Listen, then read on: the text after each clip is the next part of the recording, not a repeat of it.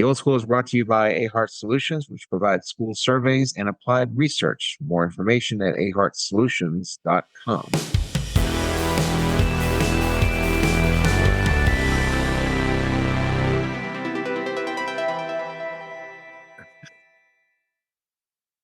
And good morning.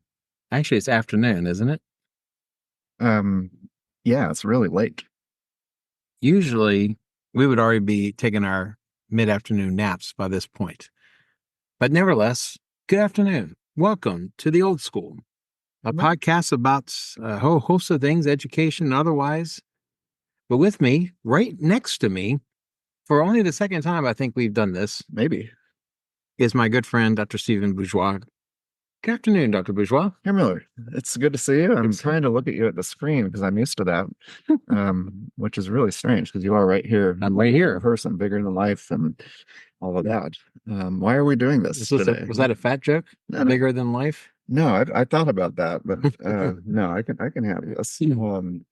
For people who only know me through a disembodied voice on The Old School, I am what some people would characterize as a man of size.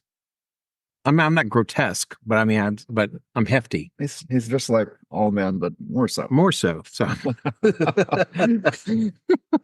well, why are we doing this? I think we're celebrating our 100th episode, if I recall. 100th episode, and we're doing so as we did last time. The last time we were together, we were doing an episode while drinking. And I have here a bottle of Dewar's blended Scotch whiskey. This is the white label, known as True Scotch. Okay. True. Contrary to the false Scotch that you could also buy, apparently. Oh. And this is double aged for extra smoothness. How old is it? 1830. I don't know. No, how many years is it aged? See, does it say that? It says double age, so you like double it. Once you see a number, then you double it. Okay. Well, but I don't see a number. It's old enough to be on its own. It's old. But I noticed you put it to the side there. I strategically put it there so we could have another round when we need to. Well, we need to toast this. Toast? Officially. Yeah. This is the 100th episode. It's a big deal. It is a big deal. They said it would never last. Prost. Yes. That's a stout whiskey. It is. There's a silence while we're sipping and then swirling it around and enjoying the whole experience. So when we first conceived of doing an episode for the 100th episode, we were not so far-reaching in our thought process as to create something really creative. No. But we talked about the idea of doing it in person and having a drink and simply celebrating. And for some reason, you have provided the finest meats and cheeses in the land to accompany said whiskey, said Scotch.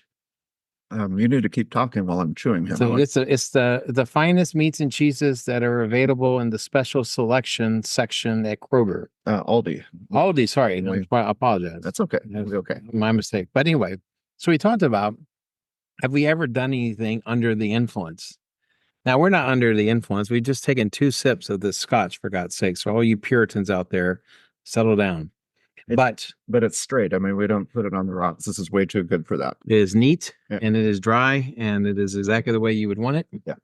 So the only thing we came up with, and I cannot believe that we had not brought the story up before, but when you and I worked together at that school, which for the time being shall remain nameless, until we can get the principal on board on the show, because we need her on this show.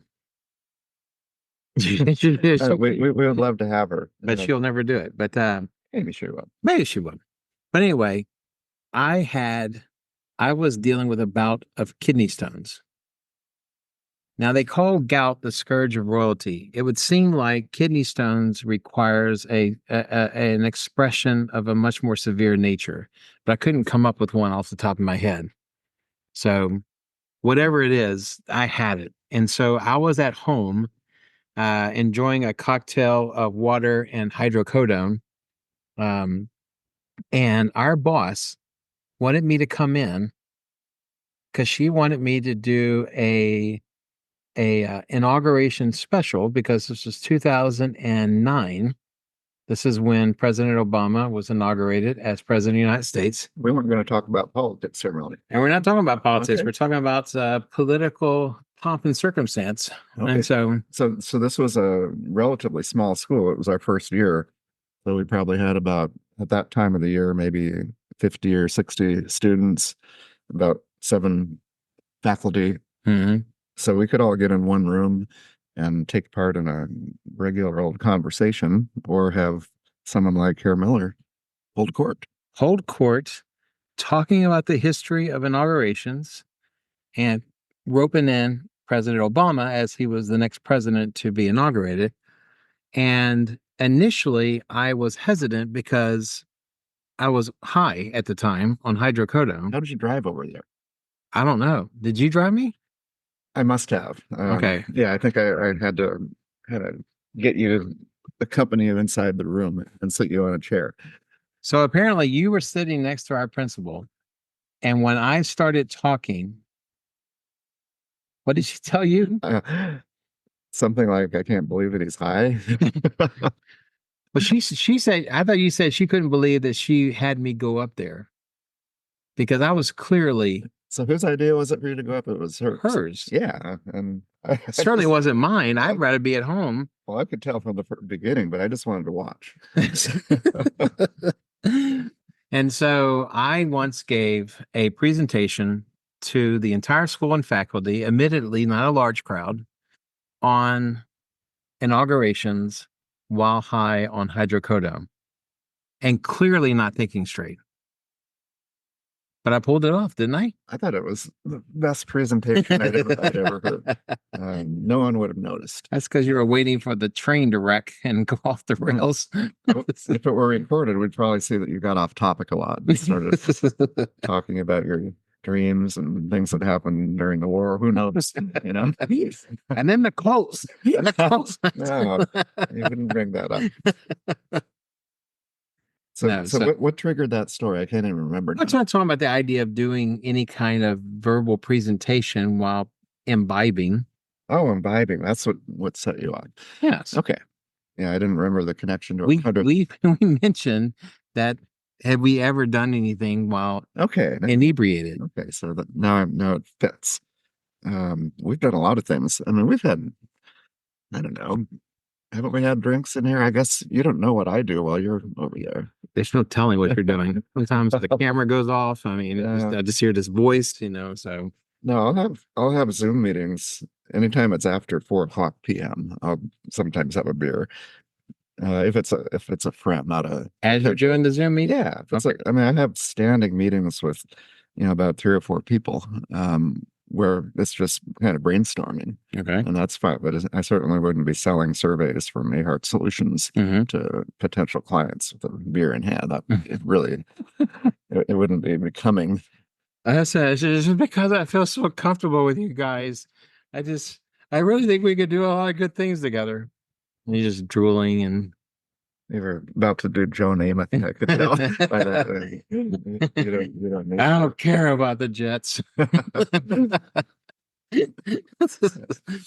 But no, so here is 100th episode. When was the first? It has the date here. We're looking on Spotify. February 2nd, 2020. February. It just says February 2021. 2021, February. 33 minutes. So we didn't have a lot to say.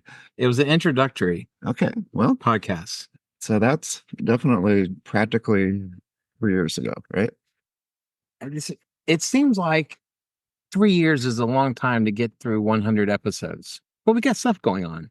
Well, we're busy people. Yeah, we were starting monthly. We have 4 in that February, and then we sort of slipped a little bit to go to every 2 weeks. Or just whenever we could get around to it. Yeah, you would fake an injury or something. But then we're back. I mean, we've been pretty good at keeping it weekly last couple of weeks. At least. we had a hiccup there a few weeks ago, for which we beg your apologies. But no, I mean, since the beginning, roughly the beginning of 2021, we've been doing these things through COVID. Well, COVID was still going on in 2021. Yeah. I'm told. Yeah, it was. Not in Texas. We're just doing our thing, just going to school,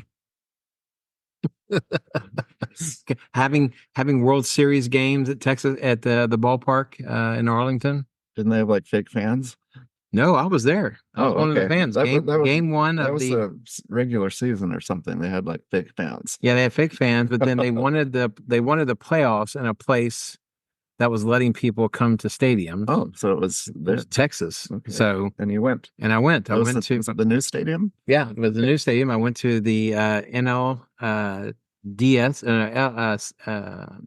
That's the whiskey talking. You've never CS the National Championship something or another. what it, the talking about the electoral ball that sounded like a lot of slurring of speech. I had to tell you something. The electoral college is a great thing. And then so I saw them play. I saw the Dodgers play the Braves. That's how they got into the World Series. And then I saw game one of them playing the Rays for the World Series. And that was when they won their last World Series up until a few days ago. Did they win? They won. See, I've not been watching any TV or sports. I had no idea. Did you know that Oregon beat Michigan yesterday? Yeah, I was talking to my friend from Oregon, and he pretty much talked me through it. I didn't turn on the screen. Isn't that impressive? Did he find the exercise absurd? Did he say, No. "What are you doing? No. Why am I playing Keith Jackson so that you can find out what happened? You could just turn on the TV." And it's not doing play by play. We're just having a conversation. So it was like Mystery Science Theater 3000 for football games. Yeah, I said, you're my eyes and ears. Let's do this. But I didn't get stressed, and I normally get stressed and turn off the TV. So this was a good way to do it. But anyway, yeah, I want to tell you something, and I mean this from the bottom of my heart with no ill intent. I cannot tell you how good it felt to watch the Yankees implode on Game 5 on Wednesday or Thursday, whenever day that was. It's a terrible thing to say. It doesn't feel terrible. I feel good about it. I have no moral debating within me. I feel very good. My moral compass is pointing true north as we speak. You talked about the priest or something in the Yankees relatively recently, didn't you? Yeah, it's Doris Kearns Goodwin. The presidential historian. She wrote about her life as a Dodger fan. Okay. And talked about wishing harm on the Dodgers, not death, but just harm. Yeah. The priest said he thought God would understand. Yeah. That's why I don't feel bad about this. About laughing at the fact that the Yankees imploded. Yeah, this is a Dodgers podcast episode, but well, not really. But let's look back a little bit, and I'm chewing while I'm speaking. We've spoken out of the gate on educational technology. It's the first and last time we ever mentioned that we don't like technology. But we started right there. And then we talked about craze. We talked about faculty meetings. We talked about burnout. Remember, that featured my own moment of burnout, which you had a front row seat for. Oh yeah, yeah. You were grumpy for about a year. Couldn't tell when you got out of it, actually. So, No. But a lot of the education episodes had to deal with either a question of what constituted a good practice to do within the classroom. A lot of it dealt with things that lie just outside the peripheral that tends to cause more harm than you would think something on the peripheral would cause. And some of these things taking center stage, aforementioned technology, but even going through things like something mundane like meetings. Yeah, that came up a lot early. I mean, you were in the process of retiring. It took you about 2 years to do it. But I was thinking about it. But this was like a therapy session. You could, exercise your demons of faculty meetings and pacing around, leaving the meeting, and then you see you at one door and then another. And but all of those things, and I think we both have a kind of we get twitchy when anybody talks about professional learning, particularly during the summer, that little week or two of preparation. So we talked about that and the idea of the next productive meeting I have in the month of August will be the first. Yeah. Can you recall anything the week prior to opening day that was productive or otherwise worthwhile? No, I was just on survival mode, whatever you would call it. In fact, I was in a situation, the position before we worked together, where I would drive to work and I would actually pass the district office before I turned into the high school where I Right. taught. And during those 2 weeks, every day I had to decide, am I going to turn into that district office and resign? Because I couldn't even picture facing, another day of professional learning in the summer. It was just, I couldn't do it. And it was about those little icebreakers and awkward pretend conversations. It really broke me down. I managed to keep driving for the 2 weeks, but it was a serious thing. A couple of times I put my front of my car in there just to see how it would feel. So every morning was like an existential crisis. Well, quite frankly, it was that way throughout my teaching career. And you can ask my wife. We called it the spring freakout because I was definitely changing careers, moving, doing all kinds of things mentally. Looking for new jobs. Sometimes a new job would give you a little bit of excitement. And so for a while, I think I had like 5 jobs in 5 years or something. I moved around a little bit. We left town. We moved from Texas to Michigan and Ohio just because that was the only way to keep me Two states that teaching. everyone was leaving. Yeah. You went there. Well, it was difficult. So yeah, I never really made peace with teaching. It was a battle. But hearing your story of every morning going through the contemplation of whether to turn into the district office and resign or go to school, I felt a little bit like Woody Allen and James Woods telling him that every time he's in a car, sometimes he just feels like going into the next lane. Yeah, Just that's what would right. happen? Yeah, looking at the lights. No, but for me, I knew it was real because back in we taught in a big district together, not Yes, knowing each other at that time, correct. and I was flirting with doing music full time, and I was making enough connections that it was a kind of a decision. I could stay teaching or try music full time. But at one point, I talked to a counselor, and I haven't done that very many times in my life. But I was Like really, an honest to goodness counselor. yeah, I was struggling with this decision and kind of this general discontent, which I've now realized is just who I am. It doesn't matter what I'm doing. I'm not going to be Were you like happy on a with it. couch? No, I didn't get on. I sat in a chair, Okay. but he asked me some questions, and I ended up just pretty much talking about music and not liking teaching and having all these different stresses and kind of like we're talking about now. And you talk to a third party, a new person, you get a little bit of clarity. So I got to talk through it. After that meeting session, I could say it was sort of downtown near where the district office was. And so without telling anyone, including my wife, and I just drove the car from that man's office to the district. This was in like February of the school year. Okay. And I walked in there. I always say, like the mailman delivering the mail, no emotion. And I resigned effective June 1st. Okay. That's how I left that district. Um, uh, just because I talked to somebody and I was empowered for about 2 or 3 minutes. And so I really stopped going to counseling. There we go. There are a couple other stories, and every time I do something really, really drastic. It's usually the impetus is usually a conversation that you've had. Yeah. Once we moved because of that, it's just really, really clear. What did your wife say when she found out you had effectively resigned by the end of the year? I don't remember that. Just block it all out. Yeah, it was. Well, I've done some weird things, but that was kind of life changing. And then we ended up back teaching. Or I was teaching in Texas. Right. 2 years later. I mean, I spent a year in Michigan, a year in Ohio because the music thing worked, but didn't work well enough.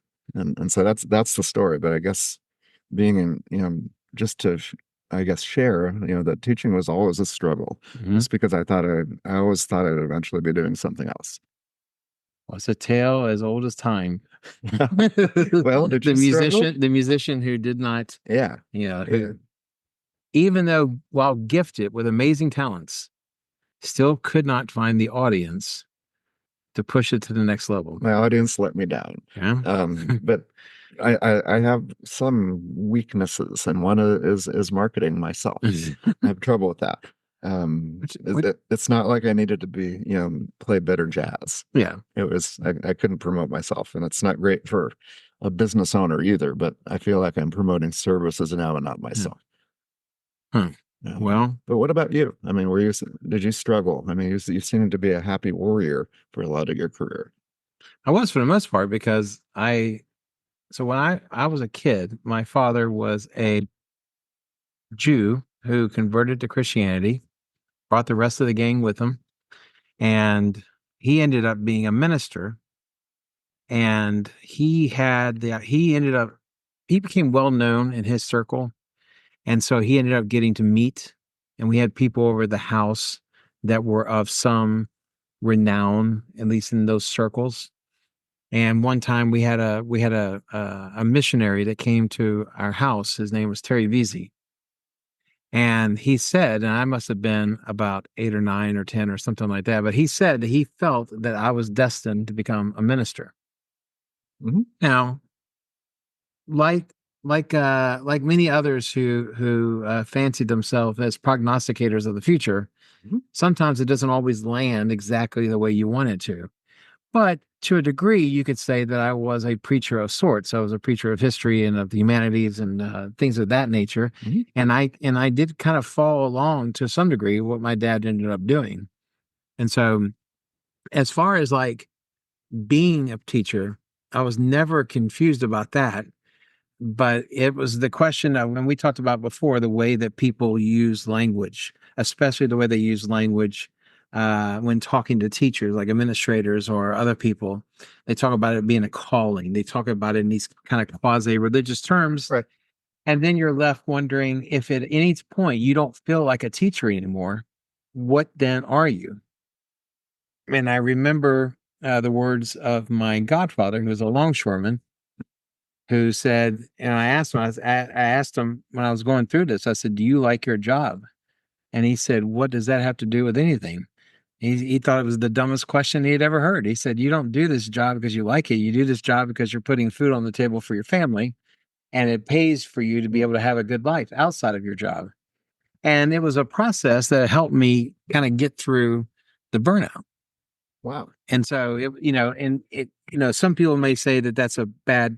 Sort of cynical. It's not cynical, but it's the idea of putting things in its proper perspective. Okay. So it was a dumb. From my godfather's point of view, he thought that we work to live. Yeah. We don't live to work. And so while you can like your job, while you can be good at your job, and I felt like that both of those things applied to me, that ultimately what was going on at home was more important.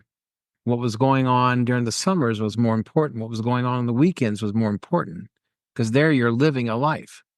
Here in a classroom, you're just like a gerbil on a training wheel, basically doing the exact same thing over and over and over again. You might like it. You might like the kids, and the kids are great, and some of them are knuckleheads, but for the most part, they're kind, they're sweet, and they're caring.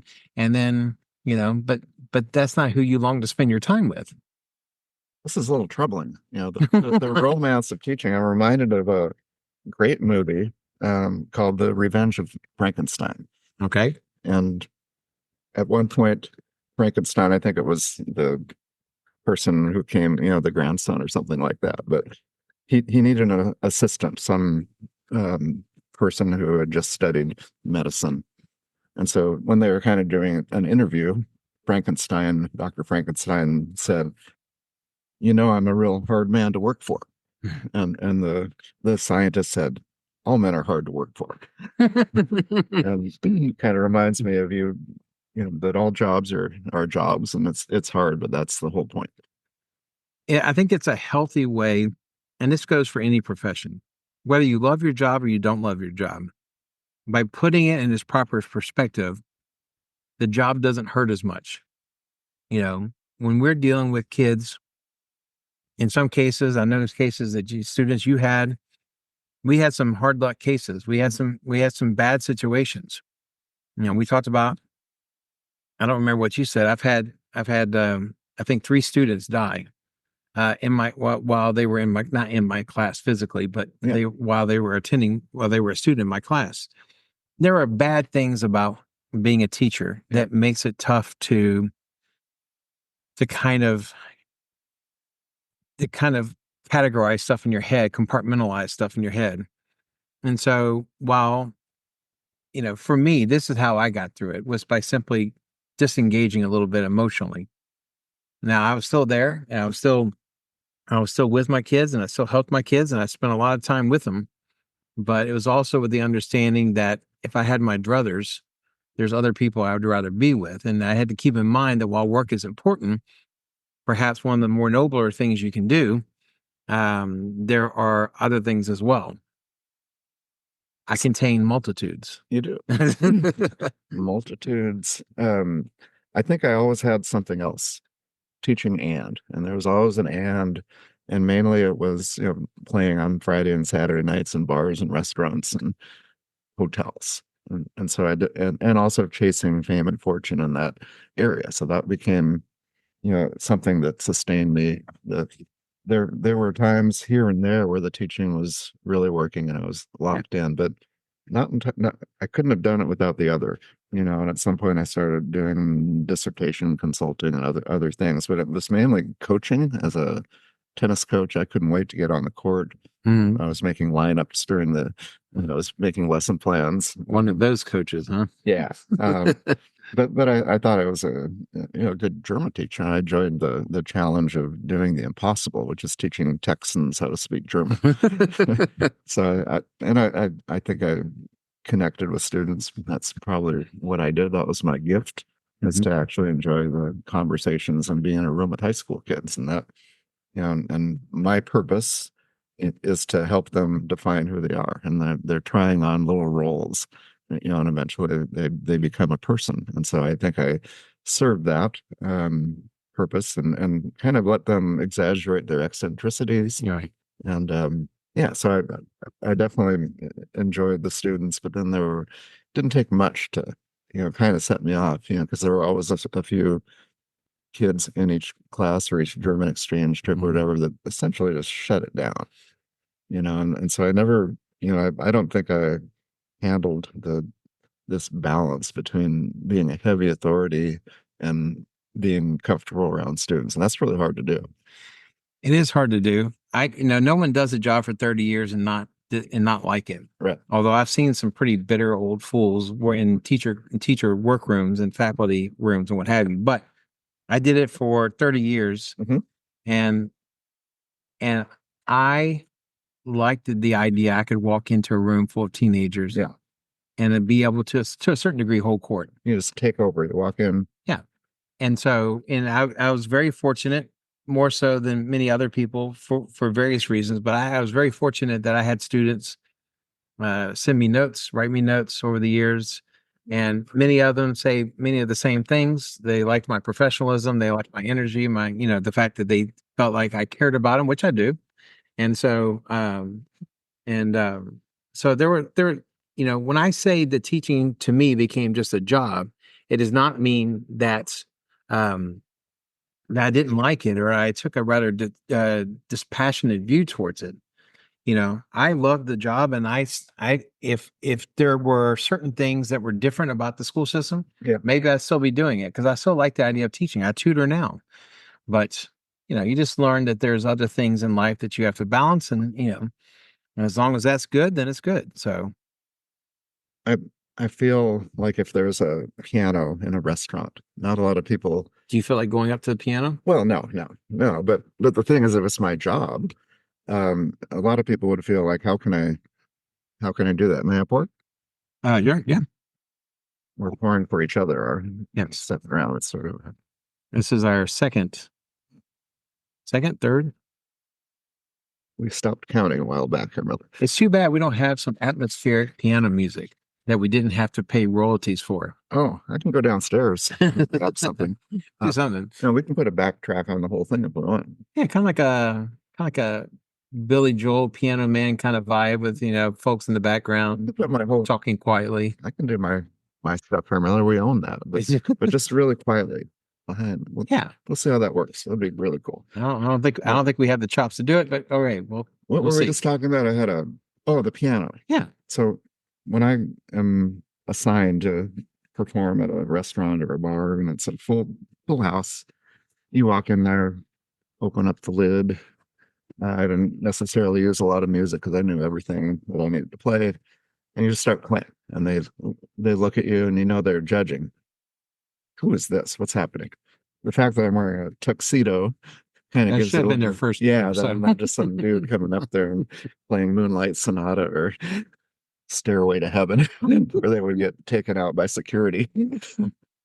um, but it felt really good because after about 10 seconds, they would just go back to conversation. Okay, this is fine. This is great. And this guy's not trying to be the evening for us. He right, just be yeah, in the just background. yeah, that was it. And that was the whole purpose. And every once in a while, the crowd, some people wanted to control the show, just like those students, and so you could see them walking into the lounge, kind of looking, interesting piano player. And then I could see them processing, the ideas starting to come to them. And And they're then, going to come up and sing. no, that's happened a few times. I'm pretty good at, diffusing that idea. Not enough But out of you, buddy. no, but I can tell, okay, this person, they want to hear Phantom, Phantom of the Opera. They're They going want to to come hear up. Disney. Yeah, Disney or Phantom. And I think, okay, which of these? I guess they're the same. They and then they sheepishly start going, and they say, okay, I'm going to do this. And they walk up to, and I know what they're going to say, and they know I know, and they say, can you play Phantom? And I don't say no, I don't play Phantom. Get out of here. You never get cantankerous with the people. No, I said requests are $20, and I'd love to play that for you, sir. And they drop down 20 on the keys. On the keys. Sometimes or on the top, it doesn't matter. Well, I think if you drop it on the keys, I think you're trying to be a bit I was being dramatic. okay. Yeah, they put it on the top there, and then you play Phantom that your teeth are gritting. Okay. And this is, I'm trying to make that, that metaphor back to teaching. Okay. You at sometimes you have to kind of grit your teeth and play Phantom. Right. But to play out the metaphor, there was a time when it was relatively late, and some reason again, it was a pretty full house still, and these four high school kids were there. Did I tell you the story? I don't think so. Okay. Because often there are rooms where they have parties, receptions and so forth. Right. And then there's a lounge in the middle. And so these high school kids kind of came over, and everybody kind of tensed up. What's happening? Oh no, they're coming in here. Technically it's a bar. They shouldn't be in here. And then they're going to the piano, and then they kind of what's going to happen here? And so I finished the tune, and then just started talking to them. And this is during that time when I wasn't teaching, because I actually did music full time for a bit. And just asked some questions, and they said, "Oh, we're in band and we play this and so forth." And we just had a real natural conversation. And it was one of those moments, that you have. I thought, this is weird, but my gift is talking to high school kids, that look really threatening, and and kind of feel comfortable myself and talk to them as people, and that's a teacher right there. And so that is one of the reasons why I went back from that little moment, just how natural that is. And I think you mentioned it. If you're comfortable in a group of high school students, that's rare. Right. Most people are scared completely. Even high school teachers. Yeah, most of them are afraid of kids. But to actually be comfortable with that and then do it with a group of 30 in the room and be kind of fed by it. But I think you can always tell the teachers who are scared of their students because they have like the barricade desk situation, for sure, where they're kind of inside this little cubby hole, yeah, with everything between them and the teacher, then the students. And so we've had that before. We had a teacher that was like that.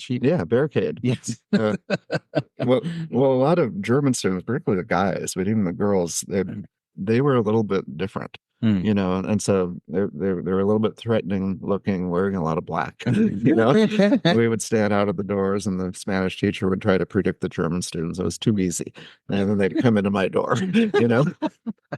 So I think my gift was, that type of student because they were looking for something different. Why aren't they taking Spanish in Texas? They dance They're to a going different, rogue. yeah, they Yeah. dance to a different drummer, right? So these are some of the things that we've talked about over the years, Mhm. but at some point we also started to intermix our own interests, and certainly since I retired, there's been various travel episodes, which has, some people say they like, and we've done, we've done other things of that ilk. We've done the infamous sandwich episodes. Those are my two favorites. Actually, there were two each. It was a two-parter, right? Okay, see, Well, I liked that, and I liked our European travels where we yeah, were traveling through the Italian Alps, right? right. And you were driving, in my mind, in a pretty aggressive manner Come around on. really dangerous drop-offs, and that was fun. In fact, I may just have to. We should intersperse a couple of clips from that into this episode.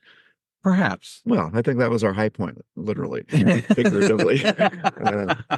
Now that to me, that would be a perfect world. And tell me if you agree. No, But I think we had. I think that was it was us in a very natural atmosphere. right, We're not necessarily natural on a Zoom call. we're better here with a drink in Yes, hand. drink in hand. Cheers. Cheers, pros, Both. behind. Yep. Good. But But in our perfect world, our first best destiny, it would be to travel right. with the means to do it pretty well because I'm not great at camping or living, going in seedy places. But right in the middle. And but then traveling around and doing little podcasts as we're seeing things, talking about history, talking about education, interviewing people. That would be it. How do we go from 100 episodes with, I think we have over 10,000 viewers now, or Over listeners. time, yeah, listener. Yeah, we broke that, but to crank that up to say 100,000, move it to YouTube also, and be self-supporting. Is that possible? It is possible, but I think the listeners will also recall Yeah, that on various occasions, both you and I have admitted not only an inability to, but a reluctance to self promote. it's And true. that probably is one of the reasons why we've done 100 episodes, most of them good. I'm not going to be Oh, so cocky as to suggest every single one of them should have won a Marconi award or something, but what I'm saying is that for the most part, I think we're pretty good. we stand by it. We stand by it. But I think because we are both reluctant Mhm. to self promote, because I think nowadays self promotion requires a certain level of um, um, social media acumen. And being youthful and good looking. That certainly doesn't hurt. No, But there's a lot of things that would be an impediment, not necessarily an obstacle, but would be something that would make it a little bit harder. And we have got to, at some point, you know, either get with the program and try to make that push. you're about to do a crass reference and I you was, stop yourself. yeah, I was trying to figure out another way of saying it, but And it involved getting off the pot. yeah, exactly. But or if we're enjoying ourselves, so maybe this is fine. But I would like to be able to expand. So who knows what it looks like? And you talk about what's been really great over the last couple of years is the chance to talk to some really, really smart people. That was good. Yeah. I mean, we like each other and all, but Yeah. bringing in guests and we can just sit and listen. Yeah. And we can ask good questions, and we know that they're not going to be shaken by it because they know how to handle themselves. And, everybody from, Matt Post to Rick Westfall, Alex Fingers, Carrie Courier. I mean, just the list goes on and on. And there's so many people that have been a part of the podcast over the years. Well, Yeah. we had Paul Weinhold, who's now Paul at Weinberg. University of Dallas. Ksenia, the last name I can't pronounce. Filikoff. Very impressive, Yep. Miller. Thank you. That's our world record audience. Yes. And she's a doctoral candidate at Boston College.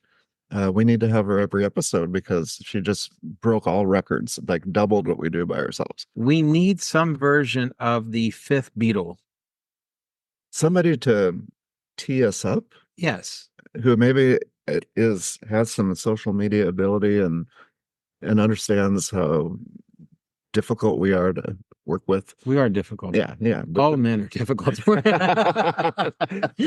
got that right. But no, I think there may be something to be said for having somebody on a regular basis pop on. Oh yeah, or But just a regular cadre. I mean, we had Dr. Larry Nyland. He was yeah, the former superintendent, of Seattle Public. Seattle Public Schools. Yes, I don't think he would be our, our third, but we need yes, somebody, maybe who helps us through, and then a cadre of, I mean, all our guests are really good friends, right. people that we Smart respect. people. Yeah, that's it. And we met a few that that you knew and respected, that I got to know, Right. and we trust each other. And vice versa. And Yeah, that's the way to do it. But probably more of those. yeah, so I think the idea of more of those, and at some point, and I know we said this several times, but at some point, figure out a way to broaden the audience, because I think it's an achievement that we've made 100 episodes. And I hear someplace that the average podcast tops out at like 10 episodes. Like people started and Really? they So started. we rule. We do so, but yeah, you think about all the people that, and let me tell you something, folks out there in the listening world. I understand that every self-important, self-aggrandized individual has a podcast. I get it. They used to have blogs. They used to have blogs. Now they have podcasts. And so I realize that we are a dime a dozen. But I think that we also have a hole that we can fill within the national dialogue, within the national conversation, that would be beneficial for other people to hear. So, Well, in a way, it's educational comedy, which needs to happen. People, I mean, I can't read anything too much written by educators in general, because it's been so homogenized, so the language, and they're using these little buzzwords, and we don't use a lot of those. I would be hesitant, while at the same time recognizing that both you and I have a sense of humor. I would be very hesitant to label anything we do as either comedy or to label us as some sort of comedian. Well, Because the problem is when you try to be funny, that's when things go south.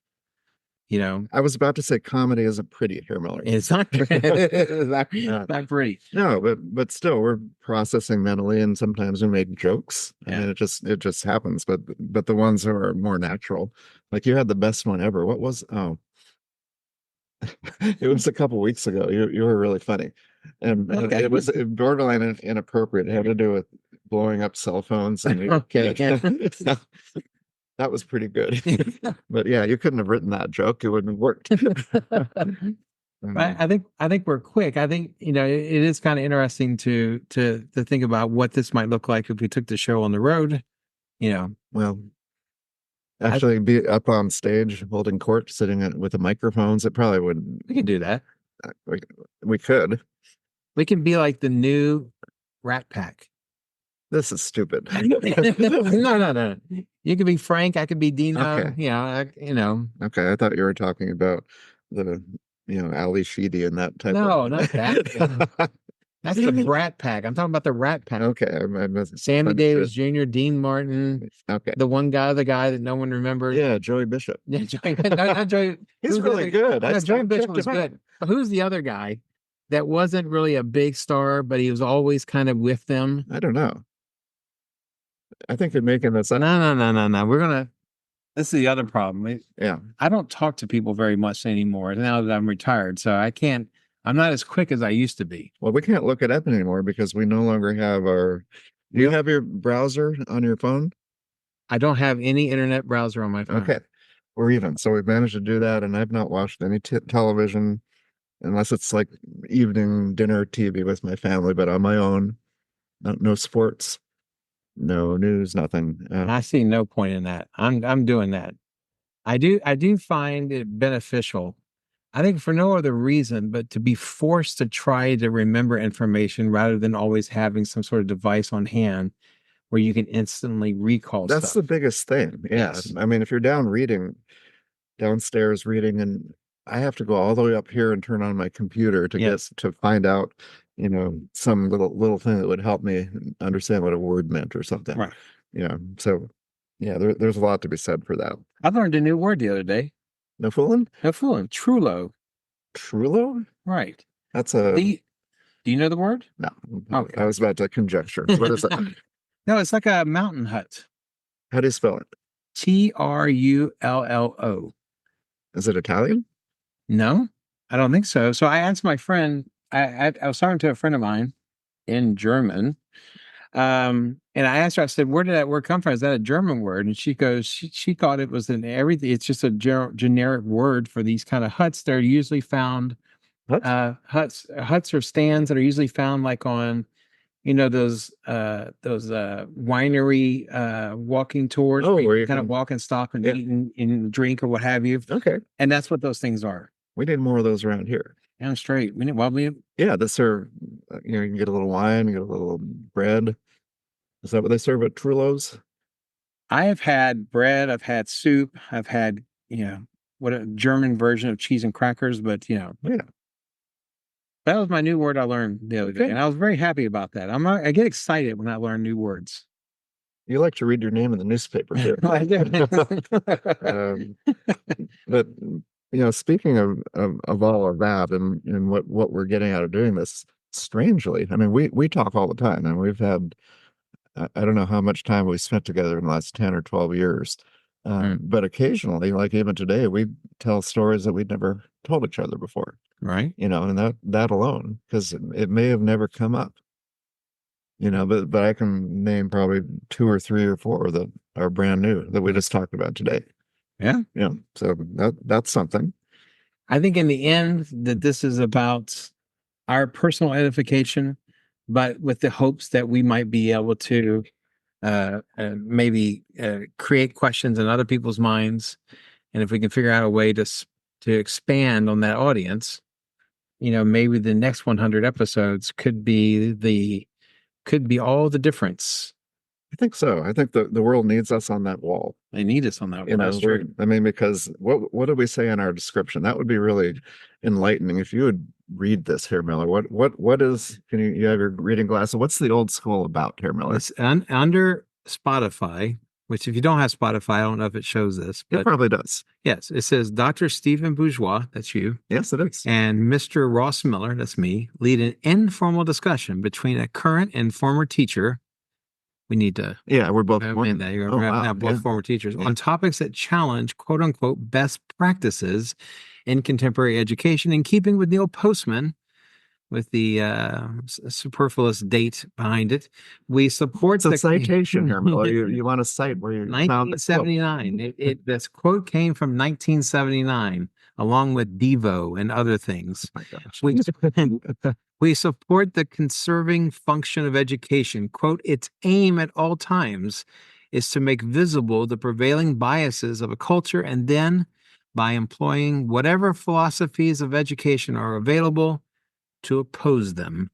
End quote. It's brilliant. It's our only hope. I mean, really, the educational system is the last bastion of Yes. protecting culture, Mm-hmm. and certainly it's not the media. We know that.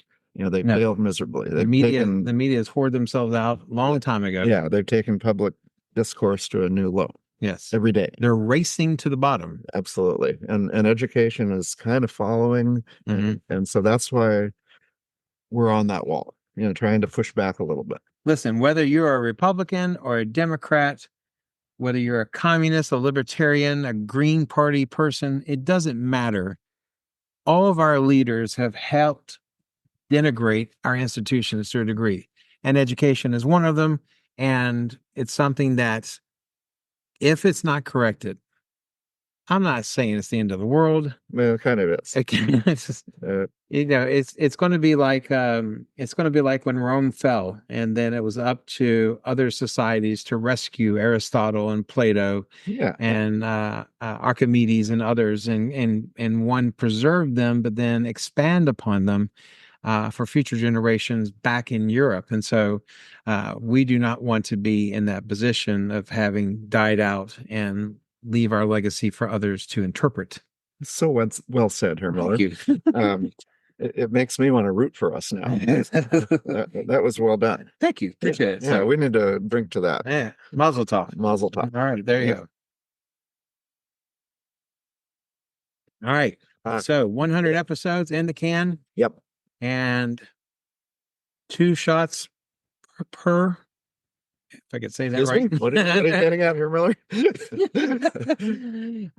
2 shots per Dewar's White label. Oh, yeah. Scotch, Good stuff. the good stuff. Yes. Thank you, Miller. Thanks for bringing that. Blended Scotch whiskey is Now, what it says. and Herr Miller brought that to the bourgeois house. You told me to bring the good stuff. I did. Okay, so Yeah. that's the good stuff. That's So what we do around here. that's so with that, thank y'all so much for everybody who listened and has listened over the last 100 episodes.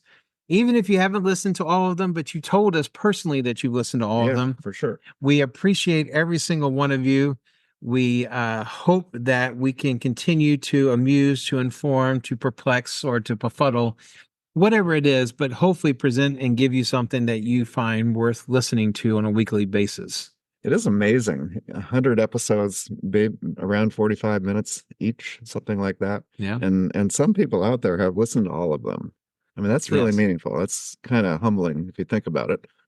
It's humbling. Yes, it's humbling in the sense that, we're just riffing, but there's people who find something of value in that. And so even though riffing or not, these are sincerely held beliefs. For sure. Whether we're having fun or we're being serious, this is the best of our ideas and our hope. That's it. So, yeah, we're kind of leaving something to posterity in a kind of macabre way, if you think about it, because these are out there now. We're both circling the drain. So,